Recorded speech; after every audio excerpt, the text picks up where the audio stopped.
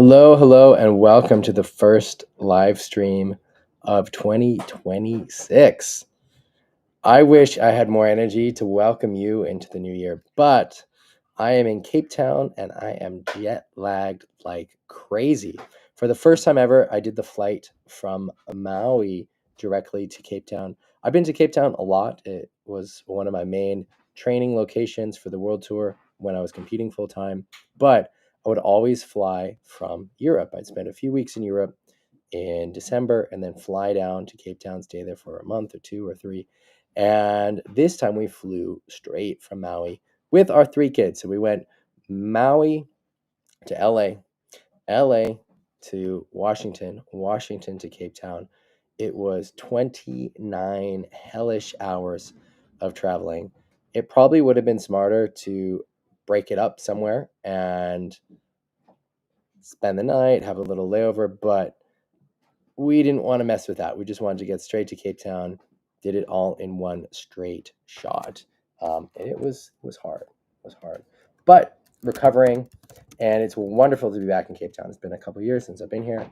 And I'm going to give you guys lots of updates as I'm here.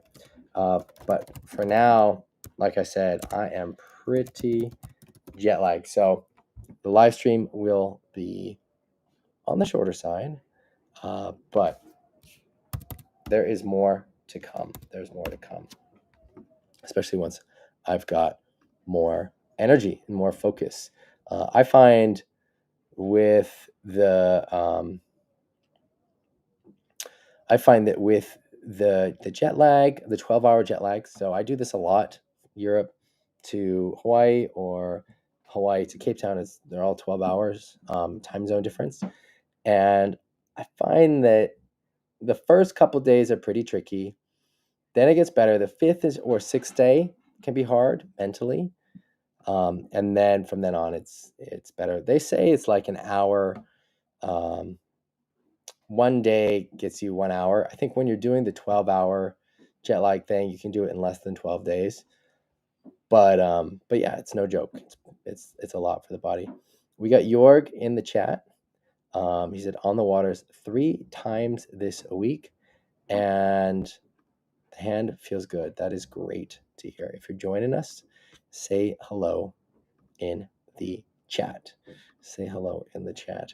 I've got a little bit of footage from Maui that I will post in the group at some point, not this second. If you want to level up, go to windsurfingmasterclass.com. I'm developing new courses for the new year. We've got Learn to Loop, Fast Tech Secrets, Mindset Secrets, and the Shove It course online now, and there will be more created this year. Last year, we did a goal-setting exercise in January, and I'm planning to do something similar again, but I need to get settled. I need to get over my jet lag, figure out a good location to record. Like right now, I'm in the kitchen of the house we're staying in, and if I'm going to do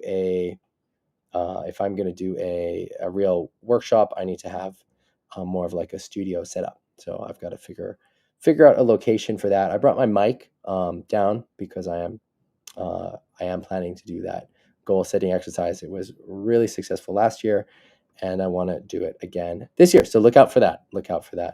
We got Suna in the chat. Happy New Year, Suna. 140 session this week. Ice cold, but great to get off on the water to kick off the new year. I love it. Suna has the mission, the goal, speaking of goal setting, of sailing every month of the year. And I love that goal, especially because he lives in Denmark, where it's not always easy to windsurf every month of the year. It's not like in Hawaii, where it's really not that much of a challenge. And I love that goal. Great that you kicked off the new year with a session. We got Luke, who also says, Happy New Year. Is Cape Town all port tack? No, Cape Town is mostly port tack, but it is not all port tack. In fact, the starboard tack sessions are my favorite here. And it's not just because I am a starboard tack sailor, but I love the conditions. They're just super fun conditions that come when it is starboard tack. Here's an example. I'll show you an example. So this is a clip of me on a starboard tack day, and the waves are super fun. They have a really nice shape because the wind, when it's starboard tack, blows nice and side off. I absolutely love the starboard tack sailing that you get in Cape Town. It's some of the most fun sailing uh, that exists for me. And speaking of, we are doing a Cape Town Masterclass January 24th to 30th. There are still a couple spots. If you want to apply, there's a few ways. You can go to my Instagram, click on the links, and go to the Cape Town Masterclass application, or go to the Facebook group, click on this that's pinned to the top, and find the application here, or I will copy it and put it in the chat. So if you want to join the Cape Town Masterclass, it's January 24th to January 30th, and it's going to be a very good time. We did one, I think it was 2 years ago, and it was a lot of fun.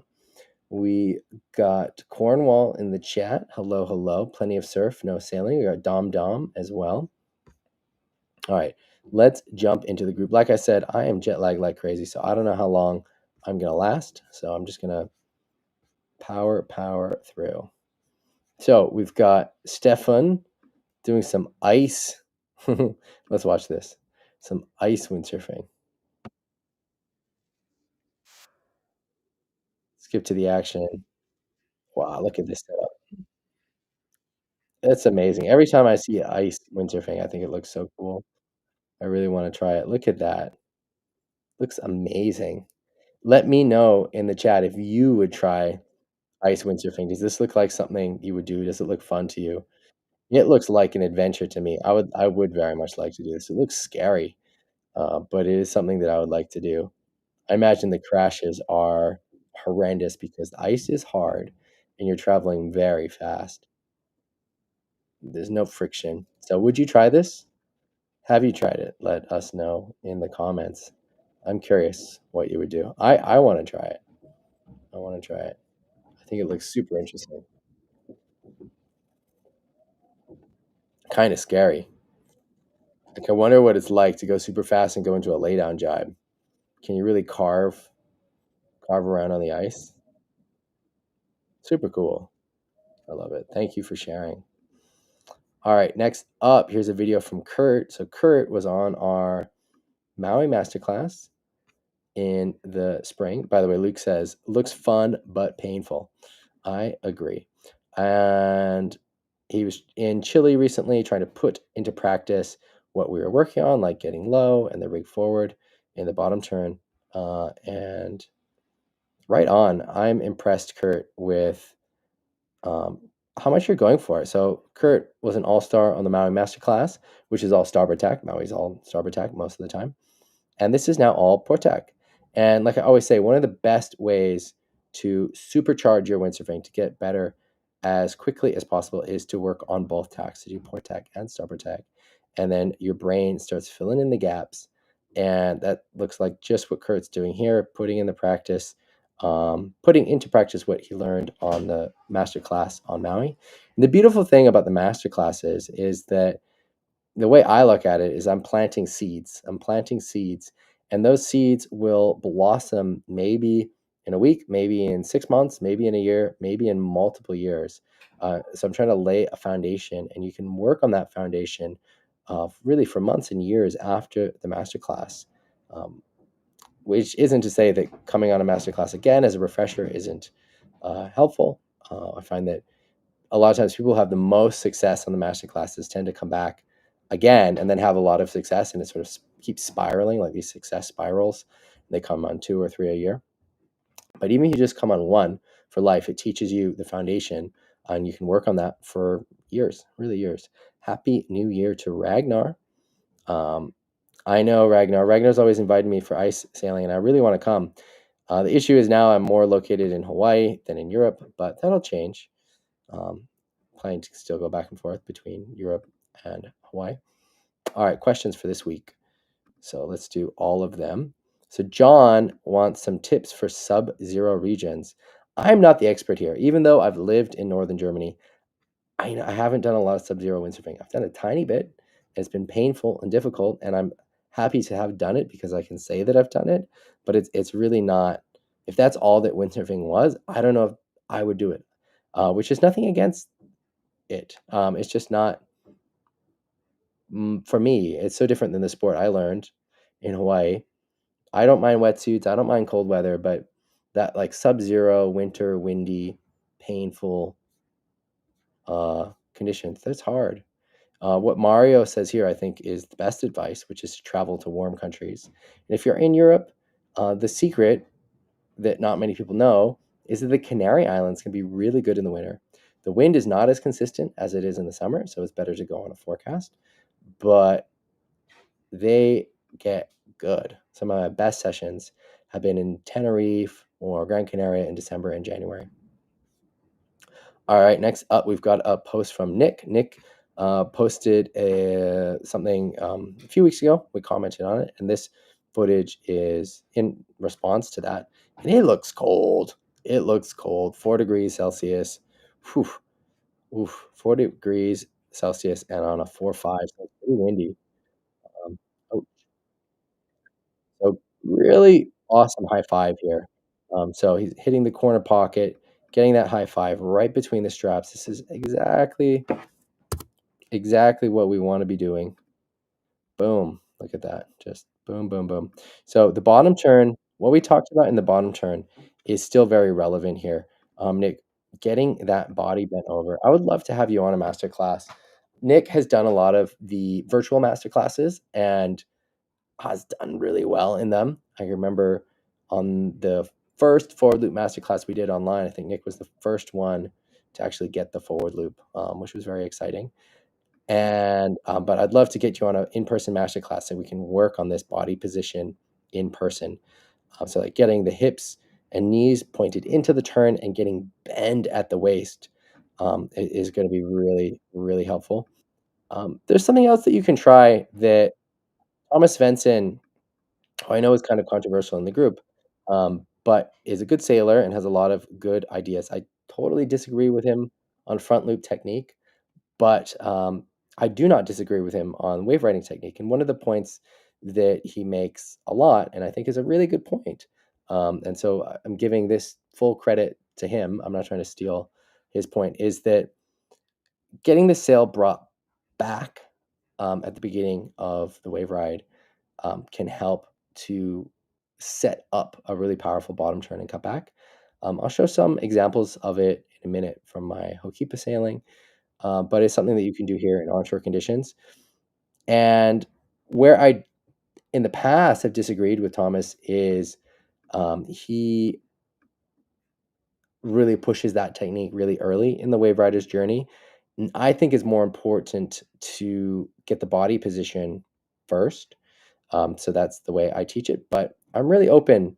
It's something that Thomas has been messaging me, and we've been messaging back and forth about the timing of when that technique should be introduced. And he thinks it should be introduced earlier. So I'm going to throw it out there and say, maybe that's something, Nick, you want to think about. Maybe it's helpful for you. And that's bringing the sail back right at the beginning of the bottom turn. So it's kind of like a little bit of a wind up. So the sail is neutral and back. So you're not like sheeting in, bringing it back. It's just like you're bringing it back so then you can push it forward. Because one of the key parts of the bottom turn is pushing that sail forward and away from you. We've got a little bit of the T-Rex arm going on here. It's hard with this POV footage to see how close the sail is to your body, but you really want the sail to be extended and pushed away from you. You don't want to have T-Rex arms. And bringing that sail back can help then the push forward. And we really want to see this bend at the waist, and you can get the knees and the hips pointed in the direction the toes are pointing into the turn, which will also help get on this toe side rail. But mainly, I want to see more bend on the hips. Bend of the hips, getting the butt sticking out and the head over, which will help. I mean, there's a lot. I don't mean to be too critical. Also, there's a lot more that's right here than wrong. Like you're getting the timing, you're getting the placement, you're getting this beautiful high five. Look at this. Boom. You can see the acceleration. That this is a turn to claim. Like, boom, look at that. Smack dab. And this is a really good case in point, and I mean this with zero disrespect, but there's a lot of key points missing from the bottom turn, but it doesn't matter because Nick is in the right place at the right time and he's aiming for the right section of the wave. And so it works beautifully. It works beautifully. So timing and placement are more important than technique. But the technique is also important. And so we can make this even better by getting the hips pointed into the turn, the knees pointed into the turn, and getting this bend at the waist. Getting the bend at the waist will really help with the dynamic balance. Um, I think I'm going to do an online wave riding course this year, and I've got some exercises to do at home to help learn the proper technique. Again, beautiful timing and placement, Nick. You're really getting this high five connection. You're letting the wave do the turn for you, which is again something that we're really looking for when we're evaluating cutbacks. Um, but getting the bottom turn technique more refined will give you a lot more power and control. It is definitely worth working on, but you're really making it work. We got Andre in the chat. Hello and Happy New Year. All right, let's keep trucking away. Steve with a post about his simulator. This is a different simulator to the last one he posted, which is cool to see. Like I said, I have zero experience with simulators, so I don't know, but it's cool to see. I want to hear your stories. All right. Here we've got a little post from Finn Mellon, who's wondering who counts their sessions. I want to count my sessions. He had 344 sessions. That can't be true. That's almost every day of the year. That cannot be true. Oh, I guess he's combining surf and windsurf. He had a lot of windsurf sessions. That's awesome. All right, here's a little video of me doing some light wind windsurfing. And yeah, I went with my kid and I took a big board and I was messing around. And some of this footage I'm going to post in the group with some exercises. Maybe I'll do a little mini course. I'm not sure exactly. The footage kind of sucks because it was so overcast, but there are some interesting little freestyle moves in here. And this kind of sailing is so accessible. You only need like 5 to 10 knots. And if you do this a few times a month, you will level up your windsurfing so fast, so fast. You improve your sail handling skills, your wind awareness. And these are days where maybe you could go winging, but maybe there's not even enough wind to go winging or foiling. But there is enough wind to work on your waves, on your sail handling skills and wind awareness. Robbie Seeger is having some difficult times. There's a GoFundMe link to help him out. Yeah. All right. Time for wins. What are the wins this month? I love reading the wins. Jorg managed to get on the water, recovered, used his freestyle board, cold conditions. Paul Hurley. Let's check this out. Whoa, aggressive. Pushing hard. Love it. Love it, love it, love it.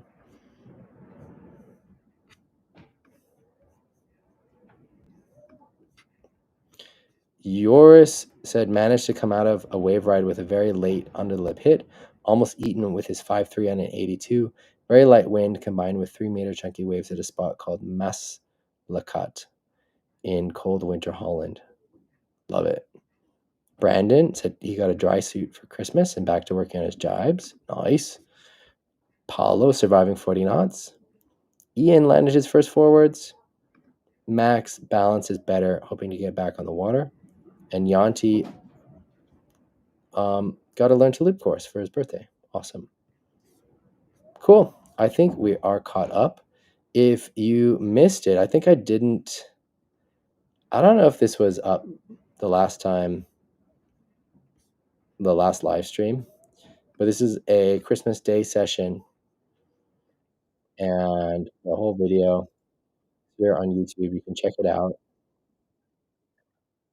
This was really a treat. This was a lot of fun. These are the kind of waves that I absolutely love at Hookiepa, and this kind of turn is everything I want to be doing. Like under the lip, vertical, late.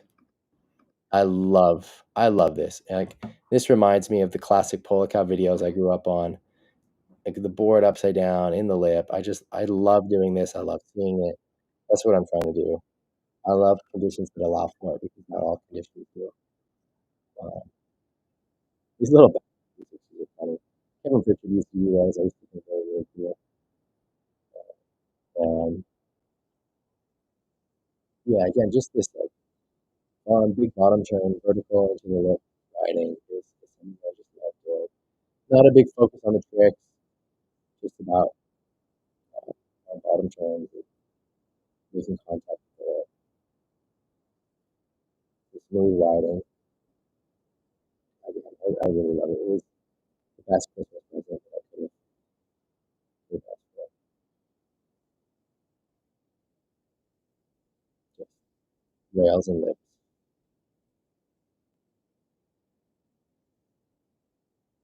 Yeah. We're caught up with the coaching material, which is probably a good thing because I'm crashing. It's 9:20 in South Africa, and I'm gonna go to bed. If you want to join the Cape Town there's still a couple spots, the 24th of January to the 30th. Check out the group for the application or check the chat. Let's see if I can see it in the chat. And yeah, apply. If you've applied in the last few days, I've been traveling, getting ready to travel, so I haven't actually got through the applications. I'm going to do that tomorrow morning, do a little bit of computer. So if you have applied, but yeah, Cape Town, one of the best windsurfing spots in the world. I love doing the Masterclass there. I'm excited to be back. So, if you have any questions, comments, concerns, successes, any of the above, please remember to post it in the Facebook group. I read everything that's posted, and I look forward to seeing you next week. We got Jake from Atlantic Canada, negative 10 degrees Celsius. We are happy to have you here. We are looking forward to seeing you next week, Sunday. We are all done with the live coaching. That was a bit of a shorter one, mainly because I'm so jet lagged, but I'll be feeling better in a week. I look forward to seeing you all then. All right, everyone, take care. Have a great windy week. I hope you get on the water.